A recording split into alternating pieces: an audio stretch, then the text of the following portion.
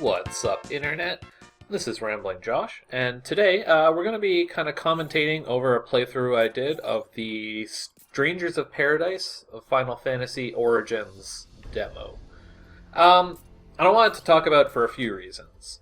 One is just because I really enjoyed the demo. I think this is a game that I'm excited for. I think there's a lot of potential for it.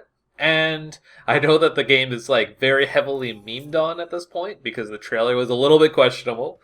But yeah, I mean, I just felt like I had a lot to say about the game after playing through the demo, especially in regards to like comparing it to other previous Souls-style games. I haven't played all of them, but I mean, I had some thoughts on the matter. So yeah, I thought I'd just talk about it a little bit. And also, apparently this is a demo that they're going to be taking down a couple of days from the time of recording this. So I figured it'd be nice to have like something of a record of it, which is also partly why I am redoing the tutorials for this.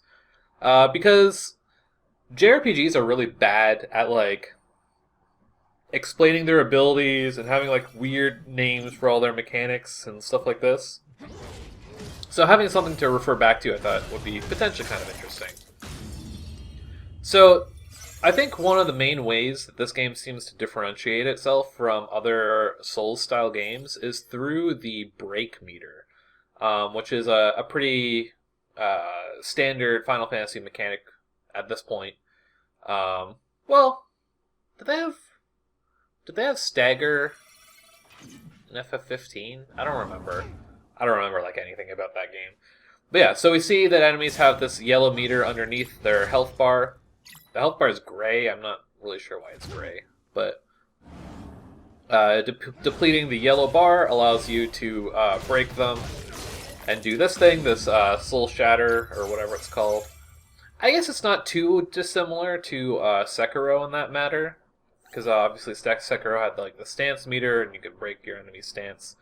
It doesn't seem like it's quite that nuanced in the way that it works.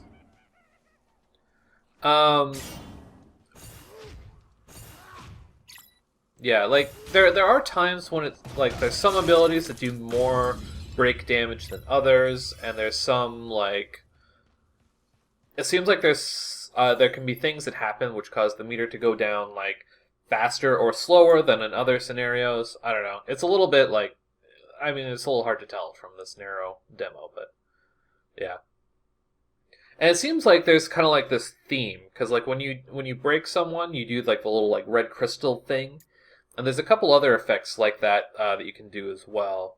We saw the soul shield, which is basically like a parry, but it's done with like a different button, which is a little bit confusing to me, because you can do just a normal block with L1, but if you hit circle, you do like the parry thing. And here we see Lightbringer, which, wow, that just completely, like, this field is hard to encode already, but that effect just completely screwed it up, it seems like.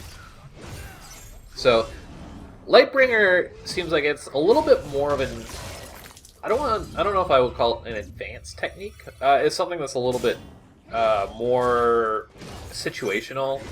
It's like, it kind of seems like the two scenarios you want to use it are when you are surrounded by a lot of enemies that you can take out easily, or when your own break meter, like when you're close to being staggered, because I guess it like resets that or whatever. Those are the scenarios, anyways, that the game tells you about specifically. But it's kind of like a combination of like a big AOE burst and also like a reset of your stagger, which is kind of interesting. It's very similar to, I mean, Guilty Gear Strive just recently came out, so I've been thinking a lot about bursts recently. I haven't been playing a lot of Guilty Gear, but it's whatever. So I guess we show up here, and we're just at the Temple of Chaos, or something. They haven't really said tons and tons about the story of this game. At least I don't think so. I think there's at least one or two interviews that I haven't read yet. I'm not really interested in like consuming all the every single thing that people have to say about this game, but guess we'll just show ourselves in. I guess this is supposed to be a little bit more loosely based on Final Fantasy 1, which I guess makes sense given like the tone of this game. It's obviously very edgy, and FF1 for the most part is like fairly kind of lighthearted. But I mean, even the original game had like time travel bullshit, so like you can just imagine how screwed up the plot of this game is going to be. So I guess one of the other things about this game is that, for one thing, you don't have like a stamina meter of any kind. So your normal attacks are pretty much unrestricted. You can attack, like you can do R1 attacks as much as you want, and it doesn't seem like there's any limiter on that, which is kind of nice. And it seems like the trade-off is that, like, I see a parry. Your like heavy attacks, your R2 attacks, are very... You have a lot of control over what they do, but they're like less organic, if that makes sense. Like normally in these games, I feel like you're used to the heavy attack being like directly tied to what the weapon is. Like, I guess that's true in this game as well, but it's more of like a command ability, like like you would expect in an RPG. So you can kind of see down here that kind of tells you what R2 is currently going to do. So it's spinning slash right now. That's what happens when you press R2 just kind of like naturally. But if you're doing it within a combo, then it turns into something else. I think right now it's rising slash is what it's set to. But like you can like unlock new R2 moves and raging slash? Is that what it said? You can unlock like new R2 moves, and like you can customize which ones you use at like every step of your combo. We'll look at that a little bit more when we actually see that menu. But it's kind of interesting because like there's one down there. Your R2 isn't necessarily tied to your weapon so much as your class, and having a lot of control over which one you're doing. It seems like there's like certain... These abilities are a little bit more complex than your normal heavy attacks. So for example, like later on we get ones that are like, we get one that's fire elemental, we get one that's ice elemental, we get one that's lightning elemental. So you can kind of pick and choose the ability that's right for the situation in that way. I guess it's kind of similar to the skill system in Nioh though, but I haven't played too much Nioh. So we got these like spawner things show up several times throughout the demo. It seems like the way that they work is that like as you kill enemies, the spawner's break meter kind of like gets lower and lower, and like it rapidly refills. But the lower that it is, the like more likely you're going to be able to actually like deplete it. So there's a little bit of risk reward as far as like how many enemies you actually want to fight. But in general, it seems like there's kind of like, if you kill 2 enemies, you can kind of be cheeky and kill this thing a little bit early. If you kill 3 enemies, that's kind of when we intend for you to kill the spawner. So like it seems like, at least in this demo, like there's not a whole lot you can do to really push the matter. But I'm sure that might even change like as you get later into the game. You get more crazy abilities and stuff like that. One thing about this is like, I feel like this is a problem in Nioh as well, but it feels like this game is just like showers you with loot. Like we haven't gotten very much too far, but like you'll kind of see as we go that like they're constantly giving us new items, and it's interesting the ability that you have to kind of like customize your character, because I mean,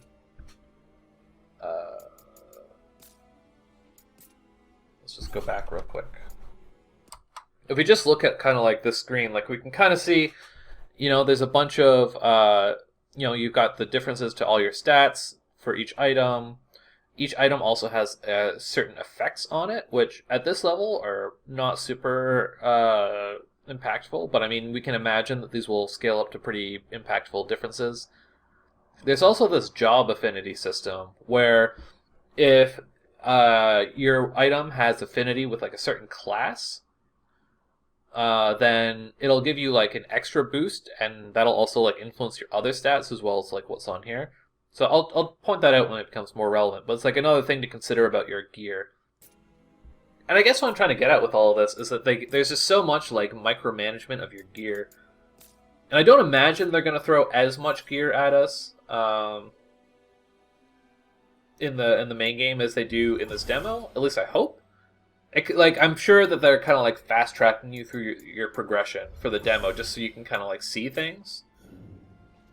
But you just get stuff so frequently that it's really hard to kind of like micromanage your gear because it feels like it's pulling you out so often. So I hope that's kind of something that they address. This ability is pretty cool. Is if you parry, it's kind of like an enemy skill type situation where if you parry an attack that has the purple box, then you basically gain the ability to cast a certain number of those attacks for free. So right now we have 3 uses of the fire spell, which we can use regardless of our class. I think there are certain conditions where you can lose them. Like if you get broken, I think you lose your held spells. But see, here we're going to throw some fireballs at this goblin. Notably, they did a shit ton of break, of stagger, like whatever you want to call it, to that goblin. Just 2 fire spells and he was immediately broken. This hallway is kind of interesting. It's like, we didn't really get a good look at it there, but it's just full of bombs, and they're shooting fireballs at you, and there's like moss all over the place that is also igniting. So it's kind of interesting that they make a point of showing you this situation where it's very much more like it's safer, it's like smarter to kind of take this long way around. You don't have to do this, but fighting all those bombs in that narrow space is pretty difficult. I've done it. It's not like super duper impossible or anything, but you have to really be playing on point. So here you can see I was doing the normal block, which exists as well as the parry kind of thing. So it's like I was saying before, it's a little weird that they both exist. I guess there's kind of situations where you want to do either or. It seems like a good strategy. I wasn't really using it this time, but when I was playing through the first time I was playing around with it, it seems like you can hold L1 and then also try and time the parry, and if the parry fails, you'll still block the attack. I believe that is true. So that's kind of an interesting little wrinkle to having both buttons. I'm not sure if it's really intended, but I guess the advantage of blocking with L1 is that it's like a constant block that is up as long as you're holding the button, whereas the parry is like is a timing window which you're rewarded for hitting, right? But like I said, it's just kind of weird that they're on different buttons. Like I guess it makes some sense because all of your like chaos, like red crystal stuff is on circle, but I don't know. These skill trees are kind of interesting, I guess. I'm a fan of skill trees in general, so I'm glad that they're here. If it's a little hard to judge how impactful they'll be. Oh, there's a Lightbringer. I'm not sure. I think I just did that because I felt like there's a lot of enemies around me. You can definitely take enemies out like really quickly if you kind of get in on them in this game, but they can also really they can beat you up in a hurry as well. So I think that's kind of like the main advantage of Lightbringer, is that it puts you in like a very advantageous state because it'll knock enemies down, and it also gives you like certain buffs to your ability to inflict stagger and stuff like that. So I think the mage class, which we haven't unlocked yet, but I think it has certain benefits that you can unlock to buff up Lightbringer as well. But yeah, the skill tree is like, it's a little hard to judge just because you level up so quickly in this demo. But I mean, I'm definitely a fan of skill trees, like I said, so there's a little bit of weirdness because you have the ability to unlock like an advanced version of each class. Here, this is looping around to the end of that bomb hallway. We're going to double back here in just a second. We're just kind of hitting up the save point. The save points kind of function like a bonfire would in Dark Souls, which is kind of cool. It's actually, I don't know if that would be more accurate or if the Sekiro's prayer points would be more accurate. Because it literally, like, it feels more like the Sekiro one to me, I think. Well, I mean, that's, I guess, kind of a not important distinction. So you can see how many bombs there were in there. I figured I'd pick this up. It's just, the enemy skills are actually, for the most part, I found that they're actually really, really handy. So this is kind of annoying. Let's actually take a quicker look at this. So we found a mace, which lets us switch to the Black Mage, or sorry, just the Mage class. Black Mage is like the advanced version that you have to unlock. So switching to the Black Mage, you can do it just by, you can switch between your two active classes just by pressing triangle. So right now it's, I think, Sword Master and Mage, or whatever they call them. But Mage has Black Magic as their R2 ability. So it's, when you are holding it, you start doing this cast, and it's pretty awkward the way that it works. I'm not really a fan. Basically, this little blue bar will start increasing around the circle, and the further it gets, the more powerful your spell is. So right now it's fire. But if we were to continue to hold it, it would turn into, I think around here, it turns into Fyra, and around here, it turns into Fyraga.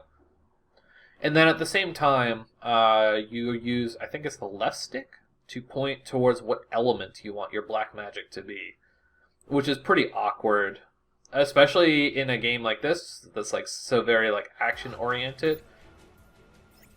And even here we can see like I ended up what I was doing here. So like what I'm trying to do here is cast water on this fire, and like let me like point out also that like I know how this ability works. Like I've played this class before. I know what to expect when I open up the menu, but I'm like, okay, I need to cast water on this fire to get it to disperse. So I open up the menu, and then I'm like, okay, where is water? I immediately look at ice, which is not what I'm looking for. Then I'm like, okay, I'm scrambling to find the right element, and that's like, okay, now it's all the way up. I don't want to cast a fire, like an Aga level spell. I want to cast water, not Waterga. So I don't know. I'm not really a fan of the way that works. You definitely are going to have to pick and choose your places where you use it very carefully. I do like this though. The 1,000 Needles is pretty scary, but it feels nice to block it and like beat up the Cactuar with it. I like the feel of the one-handed. They call it a mace. Doesn't really look like any mace I've ever seen, but the actually just using the R1 attacks with this class actually feels pretty good. Part of that is just going to be like I'm a fan of the one-handed weapons in these games in general.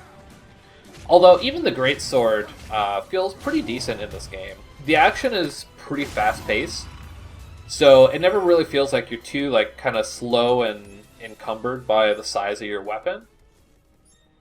And you have a lot of ability to like cancel out of a lot of your actions in this game. Like you're not super duper locked in, like or like super duper committed when you start doing an attack. I thought this was like. There's a couple places elsewhere in this demo where you have to use fire to burn down some vines. So I thought I had to burn down that door. I just got confused for a second. But yeah, canceling. So like, when you're doing your kind of like slow lumbering two-handed weapon attacks, you actually have a fair amount of ability to cancel that into a block, or an evade, or a parry, or whatever. And or an R2 actually. So I mean, it never really feels too slow to be using the Greatsword. One kind of little problem that we start getting into. Oof! I think I actually die here. Yeah. If you're like paying attention and like try-harding, like the fire's not too hard to avoid, but like. I was so, like, the checkpoint is right there, and you don't actually lose very much for dying. the main thing you actually lose, I haven't really talked about it too much, but like one of the main advantages to killing enemies with your chaos powers is that it increases your MP bar. You don't have a stamina bar, but all of your R2s cost MP. But you start with like a very small amount of it, so you have to like increase the size of your MP bar by soul burst. Is that what they call it? Soul bursting enemies. So that is one thing that happens when you die, is you loot your maximum MP goes down, so you have to like bring it back up again.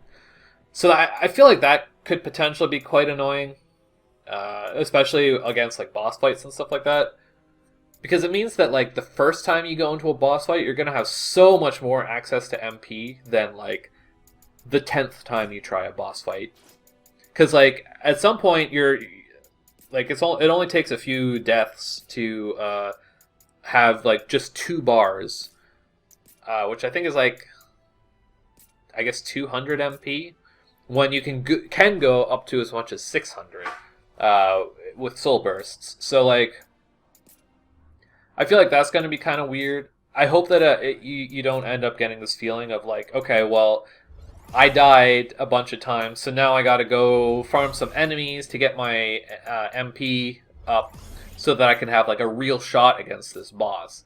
Especially if you're like, if there's certain classes that might be more MP intensive than others. Okay. So here's what I was talking about before about the R2s. So normally the Black Mage will use Black Magic when they use their R2 without doing anything, but you can kind of see like R1, R2, we use Cascade. R1, R1, R2, we use Cascade there too. I just don't have very many Black Mage abilities at the moment. But we can see here, I learned Fiery Impact when I was looking at my skill tree earlier. So Fiery Impact we can equip here. So we can make it so that R1, R2 does Fiery Impact instead of Cascade. And that's kind of interesting because Fiery Impact, if nothing else, it's a fire spell, right? But the problem is that it can only go on R1, R2, which is a little bit weird. I'm not really sure why that restriction exists. But I guess it's a little bit interesting, because I mean, like I said, we can put the fire one here, we can put the ice one here, we can put the lightning one here, and like those are the only slots they can go into. But it is interesting having access to so many different abilities at the same time, kind of thing. And we do have also, there's like a hold, let's go back. You can kind of see here, there's like hold abilities, and stuff like that I haven't really messed around too much with in this demo, but there's a lot of ways to kind of customize your combo, which is kind of interesting. I'm sure, you know, by the time we get to endgame, that'll be very, like, a kind of intense part of the process. Right, yeah, that's just kind of telling us that we can switch between classes easily, which will be kind of interesting, because it's like, you're kind of choosing a class pair, which I guess is pretty normal for these games with class systems.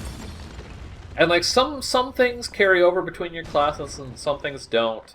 I think a lot of the stat increases that you get from the skill tree carries over between classes. But there's a lot of the like the R2 abilities don't seem to carry over. A lot of the passive abilities don't really seem to carry over. But I guess that's not too unexpected. You can knock that bomb off the edge, which is what I was trying to do there. There's actually, fall damage in this game is actually kind of intense. Like, not super duper crazy or anything, but it definitely exists in a very real way, which is a little bit annoying, but hopefully it's not something that really comes up a lot in the game. This encounter here I find to be one of the harder ones in the demo. You can see I kind of like ripped apart that one individual wolf, but there's like 6, I think? Something like, there's like 5 or 6 wolves in an alpha here. So this is kind of the like, learn how to use Lightbringer demo. You can kind of see, let's actually go back a second.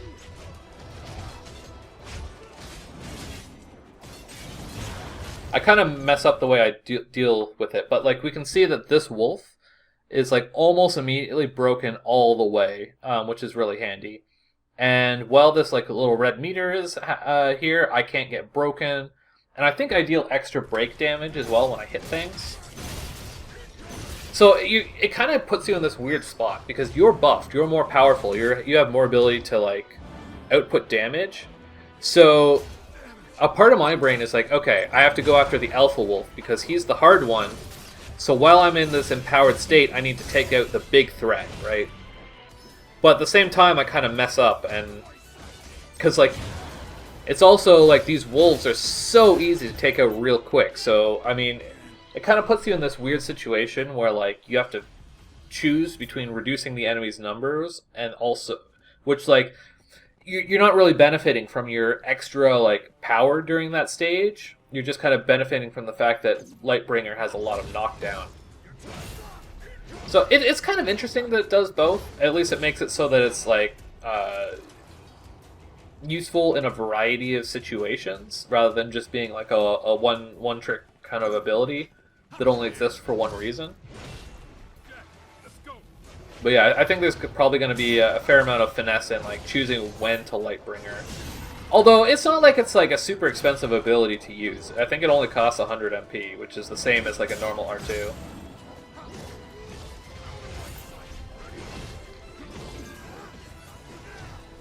There we saw one thing that's kind of cool about this game is the fact that like you can very quickly retaliate after a parry, which I guess is pretty normal for action games, but it feels really good to have like such a quick cancel in like a Souls style game.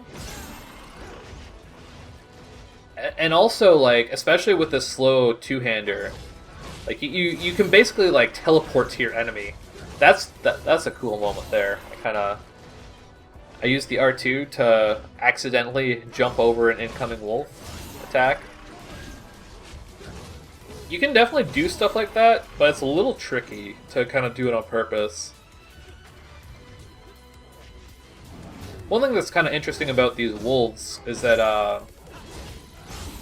unlike the goblins, like when we were fighting the goblins, if we just hit the goblin enough times, the break meter would reduce faster than their health meter would, so we would basically get a break on them for free, like no matter what you do.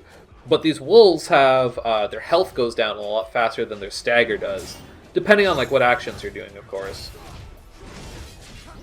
So that's kind of interesting. Like, I guess that's not really unexpected, but it is kind of cool to have like that difference between different enemy types, just to kind of further drive home that like you need different strategies for different enemies. And this is kind of interesting. We got a potion here. So it's not something I really talked about it so far. The way that health refills work in this game is probably the most similar to Estus flasks from the Dark Souls series, or a bunch of games use that kind of methodology where you have a maximum number that you can hold, or I guess an expected number that you can hold, and then whenever you stop at the bonfire, you're refilled back up to that amount. But the way it works in this game is you can actually also find potions, which I think is pretty cool. I was never really a fan of Estus flasks myself, just because it feels like you have like a hard cap on the amount of healing you can do between bonfires. So whenever you take a hit, it always kind of feels like, okay, well, I don't have any way of getting back that hit without either consuming my Estus or going back to the bonfire. So you're always kind of like, you're starting at perfect condition, and every single thing you do is always kind of like wearing you down, and there's no real way to like get that back. So like one of the things that I liked about Bloodborne and Demon Souls is the fact that you can like actually find healing items when you're out exploring, particularly in Bloodborne. So like if I take a couple of hits, like there's certain enemies that I know are pretty likely to drop blood vials in that game. So if I'm fighting like a big ogre guy and I need to heal once, then like I know that like, okay, this guy's probably going to drop 2 or 3 blood vials. So like I can plan around that. I can refill my resources as I go, and it's like there's actual management there other than just like I'm just getting weaker and weaker and weaker and weaker. So I feel like this system where your potions refill but you can also find potions in certain scenarios, kind of like lets them hit a nice in-between point. So here we kind of have, we unlocked the Lancer job, or whatever they're calling it. But we also unlocked you can see here, I unlocked the Warrior. This is the Warrior ability, which gives us Advanced. So like Warrior is the advanced version of the Swordsman, or whatever they call it. So now this menu is a little bit weird, because you're switching between classes, but you're also switching between basic and advanced. And I don't have advanced versions of Mage or Lancer yet. And like, it's kind of weird, like I haven't really figured out exactly how experience and stuff like that works. Because it seems like you continue to, if you're set to an advanced version of a job, I guess here I'm playing around with Lancer a little bit. I haven't played with it much. I'm not really a big fan of Lancer so far, but it does seem like it could be pretty useful. But what was I saying? If you're set to an advanced version of a job, like right now I'm set to Warrior, it seems like you still get experience, and you can still get skill points for the unadvanced version, the Swordman. So that's kind of weird. I don't know why the Warrior job wouldn't just straight up replace it at that point. I guess maybe I guess one thing about it is that like I think I fall off here. I was talking about fall damage earlier. Yeah. So I mean, that's a pretty big chunk of damage. I didn't fall too far, it felt like. So I mean, I don't know, it feels a little jank to me.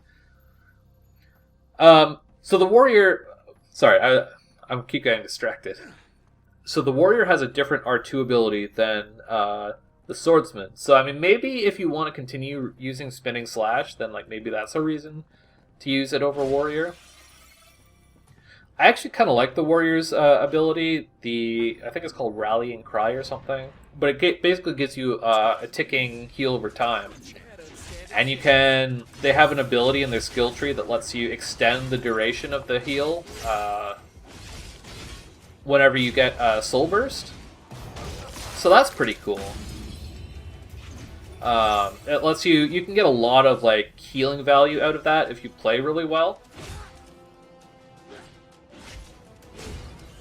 So I think we can kind of see here, like the lance attacks are like a little bit awkward.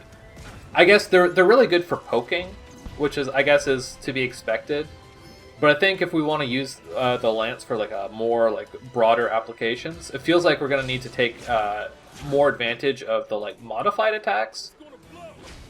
Some attacks, actually let's take a look at this for real quick.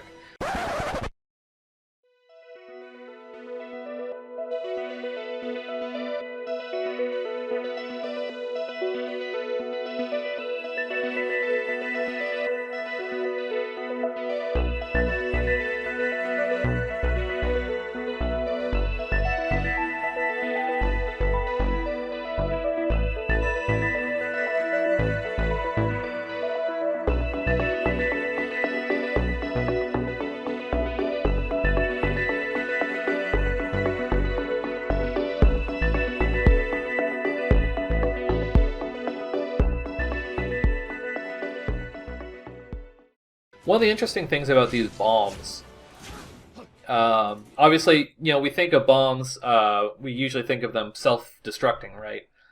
So these bombs will use grow periodically, and I think the two main things I've seen that trigger it are at certain health thresholds, they'll start using grow. But also, if you hit them with a fire attack, they'll also use grow. And I think after the third grow, they'll self-destruct. So, I mean, if you're actually fighting them, it doesn't seem like that comes up very often. But in previous playthroughs, like in that hallway, actually, one of the safest ways to take out the bombs is actually just to hang back, use your Soul Burst to absorb fire spells, and then throw them back at the bomb. Because, you get 3 uses of the fire, throw all 3 at the bomb, and you'll, like, force it to self-destruct. So that's kind of cool. I think that's one of the things that this demo did a good job of showing off for the most part, is like there's a lot of like a surprising amount of like cross cross-pollination between like mechanics and like lots of like kind of like organic things like that come up. More than you might expect. So I'm just pausing this here just to show off the affinity system I was talking about before. Now that we actually have some gear. So like we can see that there's this little mage symbol here. So this adds to our mage affinity if we equip it.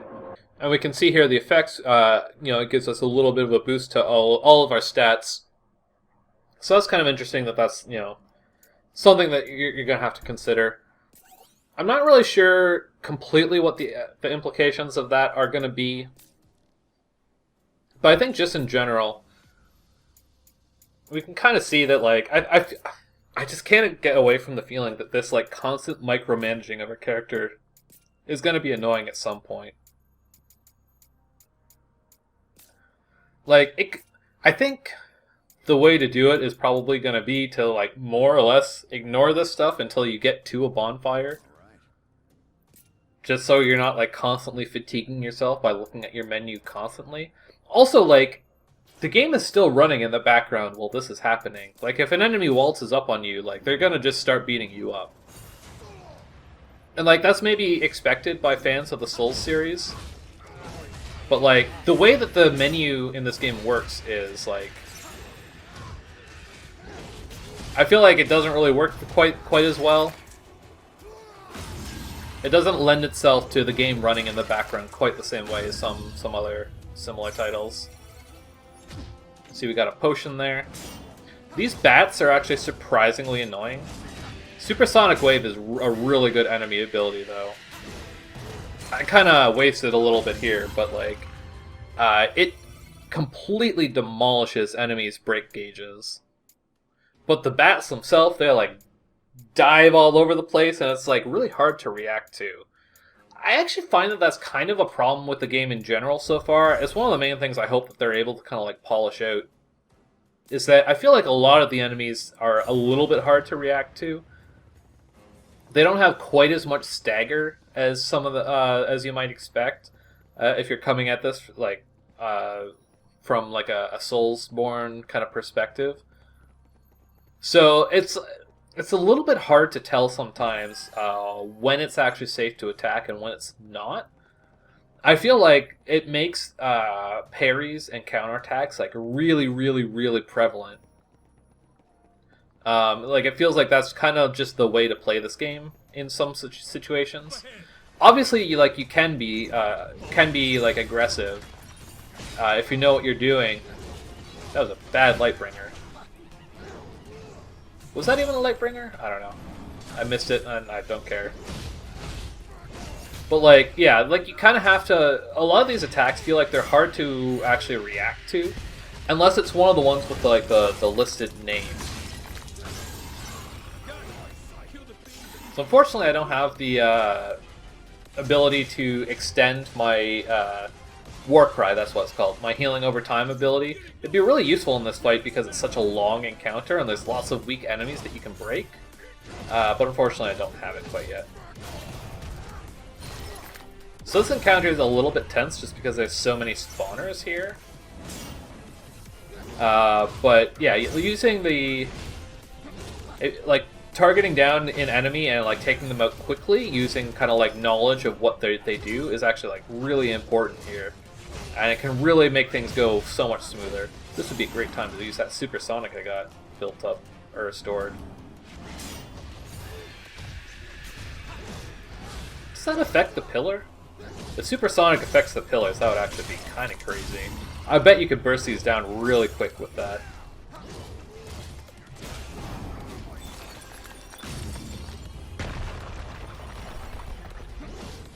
So it just spawned another one. You can see there's another one popping up right now. The graphic of the mouth is a little bit uncomfortable. It looks a little bit weird. So yeah, that does so little damage, but the stagger meter just zooms up.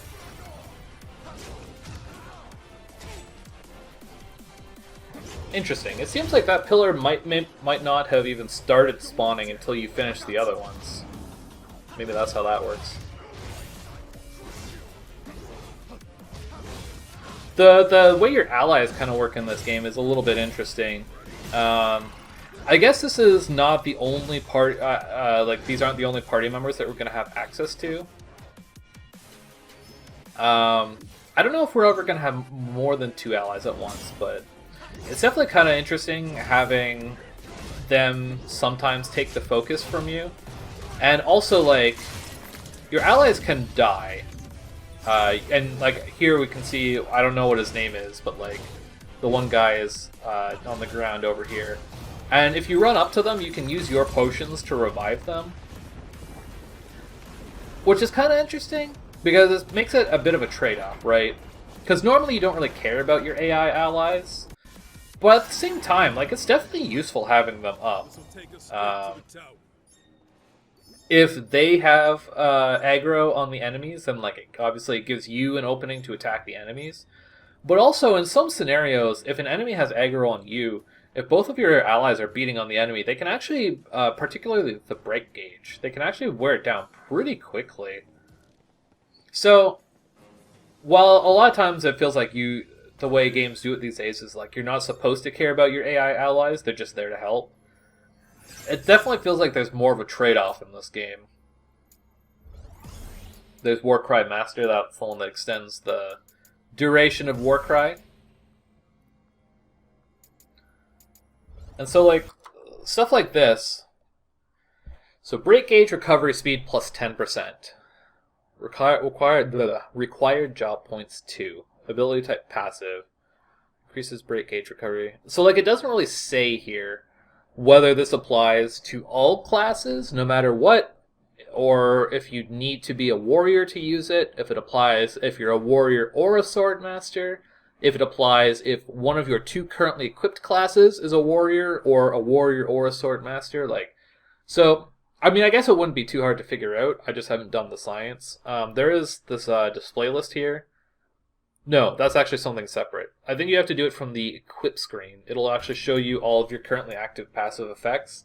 So, I mean, it wouldn't be too hard to kind of, like, switch things in and out and see when things are active, when they aren't. But, like, it's not something that's explained super well. So, like for this one, Intellect plus 4, it says effective for both battle sets. So I assume that means that, like, if either one of your equipped classes is a mage, then you'll have that Intellect boost. So I guess that's a nice way of incentivizing you to, like, even if you aren't actively using your secondary class, to, like, actually, like, level them up and, like, choose a class that is, like, a good stat stick at least. There's a couple other ones here that we went through. Okay, so this is Onslaught. So this is a combo ability. This is an R2 ability you unlock. What does that say?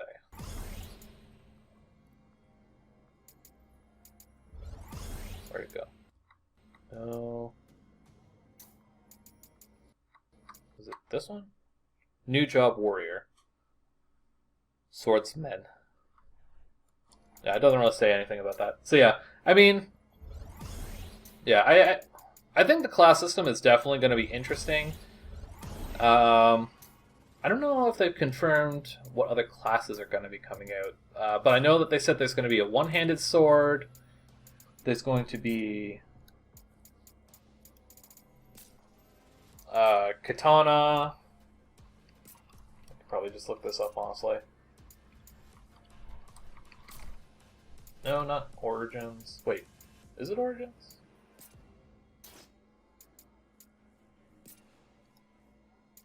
I forget what this game is called.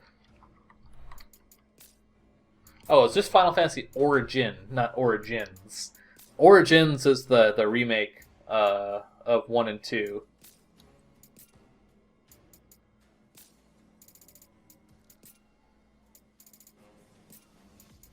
But yeah, I mean, look at all this, like, micromanaging of the gear, and, like, kind of one of the interesting and annoying parts about this is because you have multiple classes at the same time, you end up, like, you go through one, you look at all your new gear, and you're like, okay, that's cool, but then you have to look at your second class and equip your second class, and, like, the little, like, newness indicators disappear when after looking at your first class. So, like, when you're equipping your second class, you can't actually tell which items are new. So like, I don't know.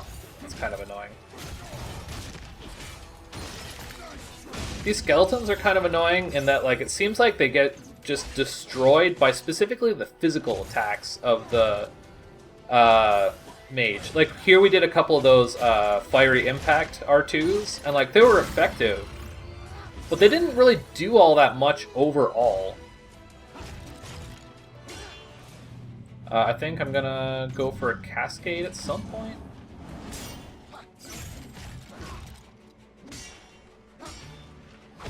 Oof.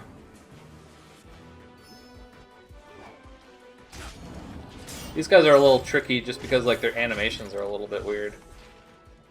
But yeah, like the normal R2 cascade is so much more effective than the fiery impact against these guys, even though they're weak against fire. So that's kind of interesting.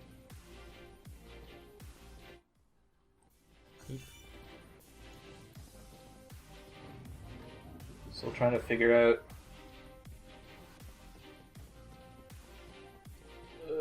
what different weapons there are in this game. One-handed swords, axes, knuckles, daggers, and katanas are all getting added. So, I mean, I think we can imply that there's going to be like a knight, there's going to be a berserker, there's going to be probably some kind of like ninja or thief, there's going to be a monk, there's going to be samurai, I don't know if I already said samurai. And I imagine there's going to be some other caster classes beyond just the black mage as well. So, I mean, it seems like there's going to be a pretty good variety of classes in this game, and so, like, classes and weapons kind of seem like they map one-to-one to each other, so it doesn't seem like you have necessarily both. I don't know. Well, no, some of the classes have access to more than one weapon, because I'm pretty sure the warrior can use one-handed swords or great swords. So, I don't know. It just seems like there's going to be a lot of customization to your character, and like you've got your skill set up. You're gonna like be able to build like a very in-depth class for yourself, which I think is the way that the Souls games in general are all going. Like I don't know even the Soul series itself. I mean, that definitely seems like it rings true for Elden Ring. But even the spin-offs are kind of have been focusing a lot on that aspect. It seems like. Oh, maybe. Sorry, just looking at this fight. So I was talking about Cascade, right? So against this guy, we hit him a couple times. Oh no, just straight into Cascade. So the first hit of Cascade did barely anything, but he took a really big chunk when he got knocked down. And now it looks like he's taking big chunks still while he was on the ground. So, interesting. At least that's what I took away from it. This is kind of annoying. Yeah, so I guess that's kind of consistent, like, the way that the stagger system usually works in Final Fantasy games is that there's, like, certain specific conditions that are really good at staggering specific enemies, whether it's like, oh, like this enemy is weak against thunder, or like this enemy is weak against having its attack interrupted, or like this enemy is particularly weak after it uses its charge up attack, or like stuff like that, right? So it feels like that's kind of the case in this game as well. For example, actually, this Griffin guy, I'm so bad at fighting this guy. I destroyed him the first time I fought him, but he's kind of tricky. But it seems like, man, that's actually pretty fast. Kind of hard to react to. But it seems like this guy, he almost has like phases, right? Because like right now he's getting hit for like almost nothing. But once you, I don't know if it's health damage or stagger damage, but at a certain point, he just starts taking a lot more.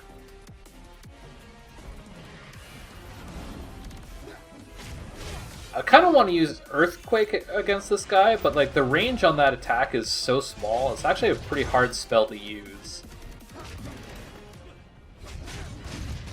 So there, we We knocked off his armor, and his stagger meter kind of like jumped downwards. And now when he's in this state, it goes down really fast, but he pretty quickly recovers and jumps up into the sky. Although his meter doesn't seem to go down when he's flying, so that's convenient. So yeah, I'm just like messing up every single attack against this guy. So I mean, it's no wonder, I'm pretty sure I lose here. And then I get a little greedy. And I'm out of potions. So yeah, that's not great. But I mean, Griffin's definitely kind of an interesting enemy. He's more beefy, and although I will say that he does kind of fall into the category I was talking about before, where like it's a lot of times it feels like it's a little bit hard to really understand when you're safe against enemies. Like that attack has a big wind up, but like a lot of attacks seem like they come out really quickly. And also, it can be hard to tell sometimes if they're targeting you or one of your allies. And I'm pretty sure, not this guy, but the boss. I'm pretty sure I've seen him before, like, start to wind up an attack, and then, like, after, like, during or after his wind up, turn around and target me instead of one of my allies, and it's like, what the fuck, dude? That was supposed to be on someone else. I thought I was safe. So like that kind of scenario comes up, I feel like. I think that's probably the biggest weakness of this game so far. It's just, it's hard to tell like what an enemy is doing. A lot of the time. Like I said, it's like some of those attacks like that have a decent wind up. And that's just like, and this thing, like this charge, like if that's getting messed up, then like yeah, that's my fault. Also, I wonder, I feel like the Greatsword is probably better than the Mace against, or at least for this phase. At least if I'm not casting things. Because, like, he's flying, so, like, I'm just thinking, like, what would good weapons be to take out someone who's flying? I guess, like, a longer weapon like the Greatsword, right? It is kind of interesting that you have some equipment slots or equipment types that take up 2 slots. So like this cloak takes up the helmet slot as well as my chest slot, which is worth it in a scenario where like the chest is especially strong because it's purple and it's level 12 against all this other stuff. I mean, that's not like a new thing or anything. It's not like no game has ever done that before, but there's definitely going to be a lot of things to consider. I do wonder if there's going to be any way of like selling this gear. I don't know. They haven't really had any indication of like currency or anything like that. At the moment, you can just hit R2 and just drop the items, which actually honestly is like, it's really easy to drop items accidentally. That's a little bit annoying. But like we can definitely see here, like this inventory, like we've been, I mean, not blazing through, but I mean, we haven't been taking our time or anything. Like this has been a fairly straightforward playthrough, but we're just like, we've got like 12 different kite shields. Like, I'm really worried about the inventory bloat. Because like the last thing you need in a Souls game is like 20 minutes of inventory grinding to like break up the, well, I was gonna say break up the monotony to break up the action with monotony? Like, I don't know. There's definitely pluses and minuses to it.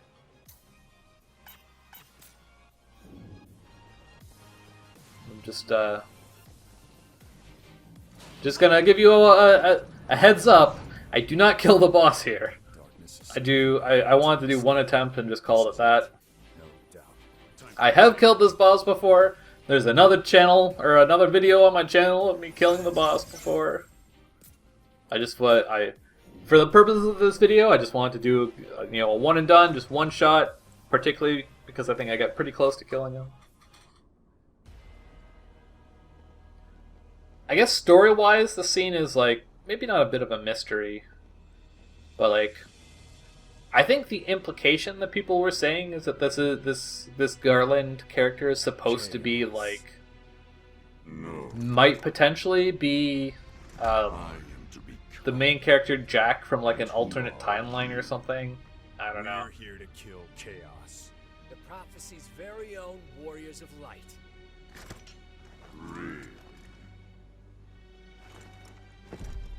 Yeah, I don't know. This scene's a little cheesy. He always wore such splendid armor, with a helmet that was terrifying to behold. It's Garland. The like tone of the cutscenes in this game seem like they're definitely very different from other games of this type. Oh, goddamn! When he takes that pose, it's so perfect. Yeah, I don't think I do particularly good against this guy in this fight, but like, definitely kind of like it feels like the idea here is doing lots of soul shields. Soul shield is really nice because it increases your MP, so especially against bosses, it feels like that's going to be really important because of like what I was saying before, where like every time you die, your max MP goes down. So I think it's going to be really important to learn how to parry boss attacks so that you can build your MP meter back up again in like during the boss fight. Oh, did I lose max MP when I got broken there? I didn't realize that was a thing. Yeah, honestly, everything he's doing in this first phase is really easy to parry. The only real danger is actually running out of your meter. See, here I should probably Lightbringer, because I'm basically out of break gauge.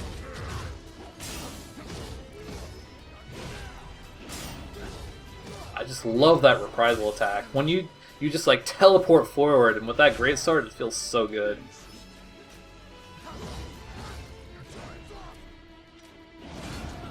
Yeah, so that should have been an easy parry. I also wasn't using the technique I was talking about before, where you hold L1 and press circle, because I think a lot of these, if I was doing that, I would have just blocked it, and it might not have been good for my break gauge, but like I wouldn't have taken all this damage, right? Like, I've got one potion going into phase 2. See, you can see there for a second. Let's back up and take another look at that. See them just like beating on Garland here? Like, they're actually doing so much break damage there. Because he's just like slowly walking towards me and just ignoring them entirely. So, I like how they give you a little bit of time to kind of like catch your breath during these phase transitions. In particular, if you have allies that are downed, I think it'd be really handy to go and like revive them. Right now, I'm just like letting my MP regenerate or HP regenerate a little bit through Warcry. Some of your weapons are going to have like MP drain and stuff like that that you can maybe abuse during that phase to get some MP back. But I don't know. Fiery Hold, that's the one. Now imagine he was looking at one of his allies when he casted Fiery Hold, but then he still charged at you.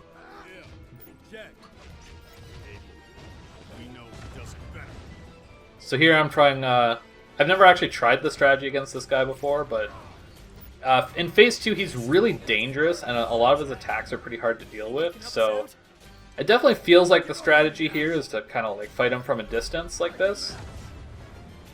I do manage to dodge that Fiery Hold. Use my last potion on Meat Shield number 1.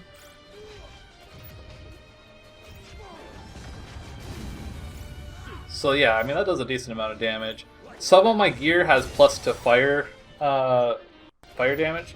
So this is I was talking before about how like sometimes it's hard to tell when you're safe in this game, and I think this instances like this are actually one of the main problems. So we've seen him cast Ice Sword before, and he just kind of like does ice on his sword or whatever, very similar to how he was doing Firebringer in Phase 1. But here we cast this fireball, and it's like, okay, what is he doing? What is happening right now? What is the boss doing? Am I safe right now?